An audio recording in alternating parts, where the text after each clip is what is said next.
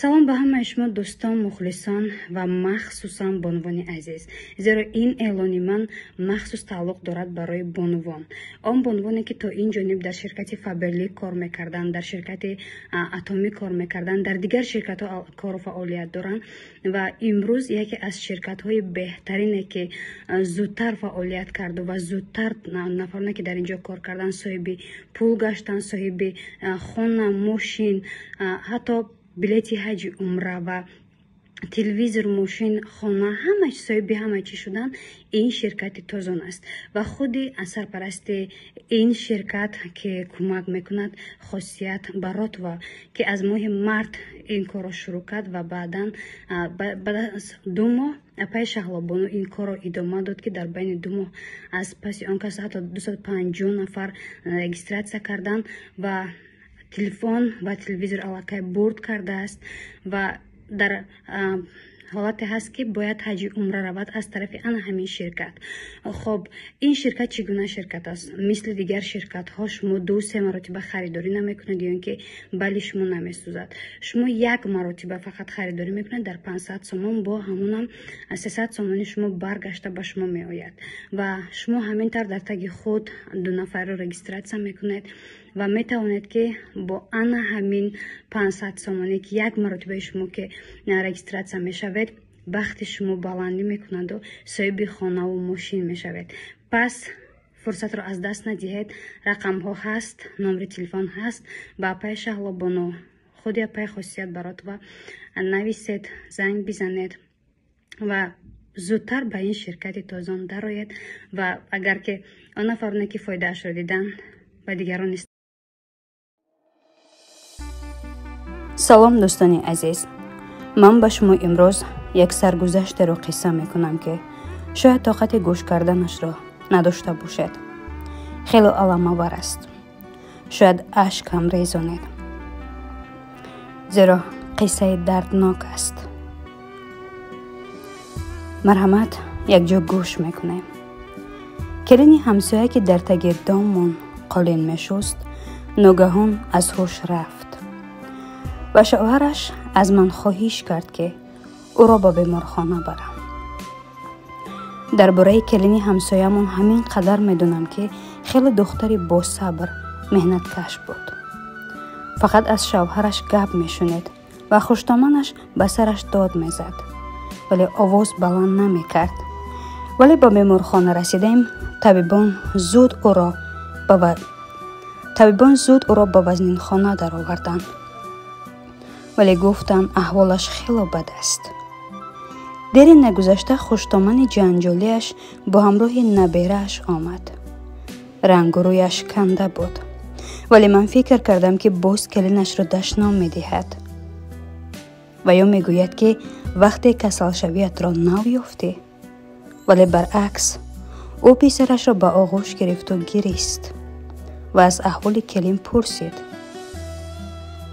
ва шунид ки ӯ дар вазнинхона аст, шурӯъ кард ба доду вой.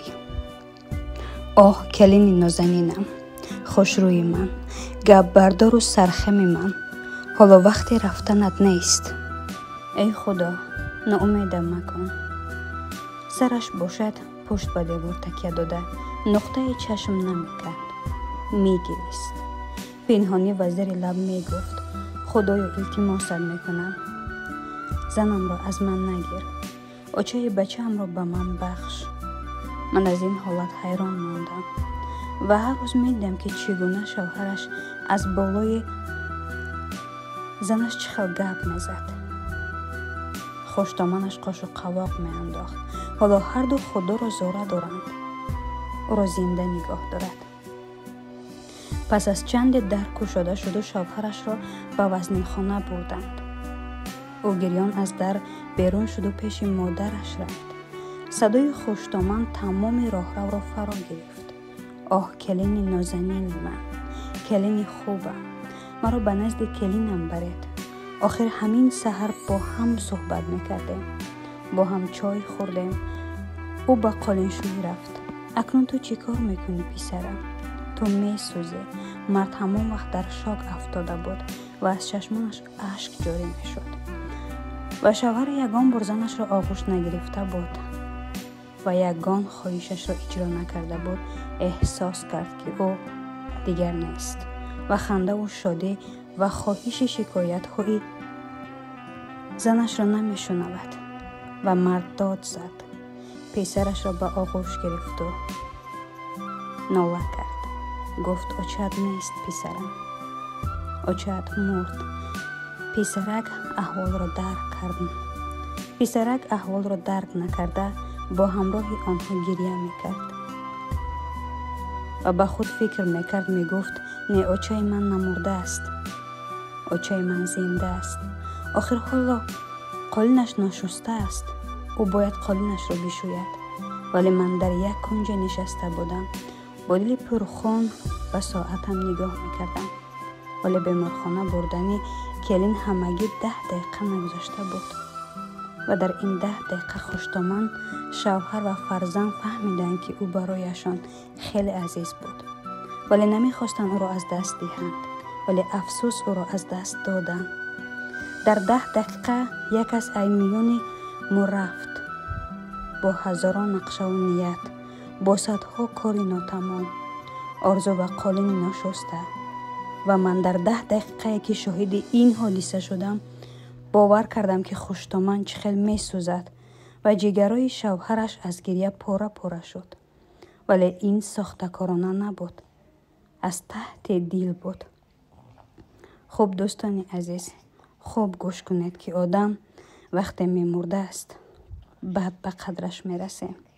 ولی دانسته گیرید باید در زنده بودنش به قدرش برسیم. باقی سربلند و خانه آباد باشد و به کدام می خواهد که قصه زندگیش را نقل کنیم و یا بنویسیم. به همین رقم های واتساپ مراجعت نماید. ما قصه زندگی شما را روی کاغذ آورده به گوش شنوندگان می رسونیم.